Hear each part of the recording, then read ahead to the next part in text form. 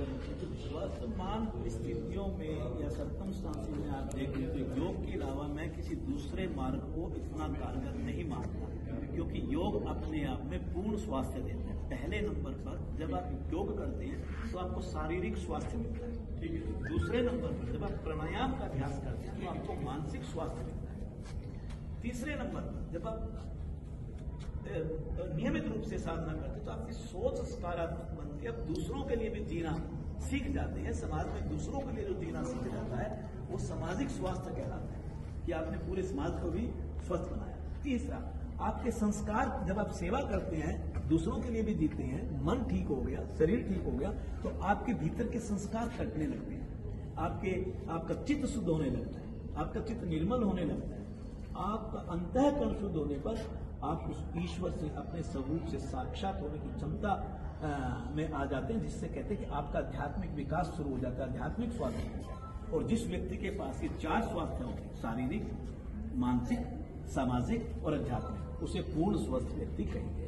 और आज जितनी भागदौड़ की जिंदगी है, जितनी तनाव वाली जिंदगी है, सोशल मीडिया इतना ज्यादा कि हम हर वक्त लैपटॉप या मोबाइल पर लगे रहते हैं, तो ऐसी स्थिति के अंदर खान पान ठीक नहीं रहा, बाहर का खाना ज्यादा हो गया, तो ऐसी स्थिति के अंदर हमें योग नियमित रूप से, अगर आप 1 घंटा प्रतिदिन, आधा घंटा मात्र आप आसनों का अभ्यास कीजिए, 15 मिनट आप प्राणायाम का अभ्यास कीजिए, 10 मिनट आप ध्यान में बैठिए और 5 मिनट आप सेल्फ रियलाइजेशन कीजिए कि मेरी गलतियां क्या कर रहा हूं मैं दिन में, अपनी दिनचर्या में, और उसको मैं कैसे ठीक करूं।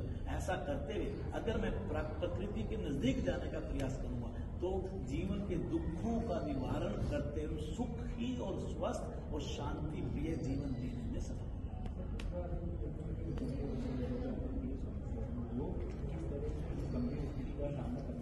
अगर नियमित रूप से योग का अनुकरण किया जाए, योग का अभ्यास किया जाए, तो हमारे हृदय ही नहीं सारे अंग स्वस्थ बनते हैं, हमारे रक्त शोधन की प्रक्रिया सही बनती है, हमारे श्वास गहरे लंबे बनते हैं, हमारी रक्त नलिकाओं में लचक ज्यादा बढ़ती है। अगर कहीं छोटी मोटी ब्लॉकेज है तो स्वतः खुलने लगती है, हमारे हृदय की मांसपेशियां सशक्त बनती हैं, और इन सब के सशक्त बनने से हृदय रोग का फिर प्रश्न ही नहीं उठता। योग जो है साइलेंट अटैक के खिलाफ सबसे कारगर माना जा सकता है, 100% माना जाना चाहिए। अगर कोई रोग आ चुका है और उसमें अगर आपको डॉक्टर की और दवाई की आवश्यकता पड़े तो मैं कहूंगा कि उसको लें, लेकिन योग को जीवन में अपना लें और धीरे धीरे उस मार्ग से अपने आप को पीछे हटाते चले जाएं। एक दिन आप पूर्ण स्वस्थ व्यक्ति बन सकते हैं। धन्यवाद।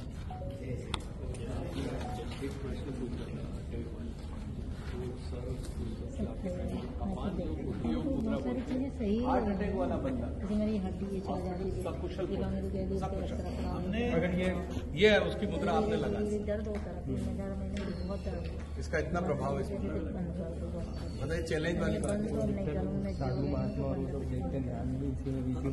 अपान योग मुद्रा में, ये अपान वायु मुद्रा है।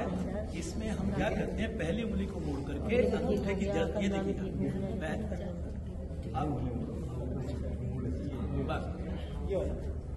दूसरा एक आप हल्का सा इधर फेस पे,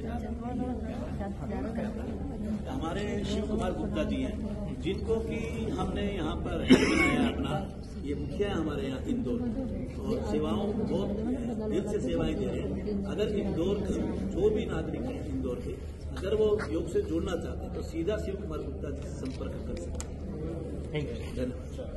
आपका नंबर दे दीजिएगा सर जुड़ने के लिए।